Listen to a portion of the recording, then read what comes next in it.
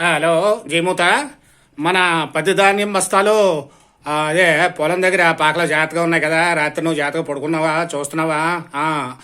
ఏంటి పొద్దున్న లేచేసరికి 9 ఉన్నాయా? అదేట్రా ఒక బస్తా అది ఎలకలు పట్టుకుపోయినాయమంటున్నావా?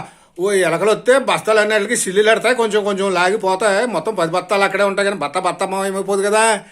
ఆహా లేదురా, ఏదో జరిగింది. దొంగలు ఎవరైనా వచ్చారా? ఎవడో రాడా? కర్ర పట్టుకొని జాగ్రత్తగా కూర్చున్నావా? అలా కాస్త కునుపాట్లు పడతానే, పడుకోలేదా అసలు?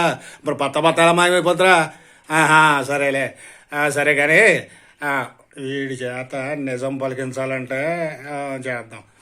ఒరే సరే, ఇప్పుడు నేను మీ ఇంటి దగ్గర ఉన్నానురా, అక్కడి నుంచి ఫోన్ చేస్తున్నాను అనమాట. మీ ఇంటి దగ్గర ఉన్నాను. మీ ఇంటి దగ్గరికి వెళ్ళి ఇలా తలుపు కొట్టేసరికి మీ ఆవిడ తలుపు తీసి అదేంటండి బాబాయ్ గారు ఒక బత్తాయే పంపించారు రాత్రి, సంవత్సరం పొడికి ఏం సరిపోతాయి, 2 బత్తాలు ఉంటే బాగుంటుంది కదా అన్నట్లు అన్నదిరా. మరి అది అది ఏంటి బస్తా లెక్కెట్టున్నావా? ఒక సరిపోయినాయా? 10 ఉన్నాయా? అంటే ఈ బత్తా నేను పొలం వెళ్ళి చూసే లోపల ఇంటికాడ నుంచి రాత్రి ఇంటికాడ పడేసాడు. ఆ ఇంటికాడ నుంచి ఇప్పుడు తెచ్చేసి బత్తాలు కలిపేస్తాడు అనమాట. దొరికాడు మొత్తానికి. సరే ఒరే సరేరా, లెక్కెట్టావా?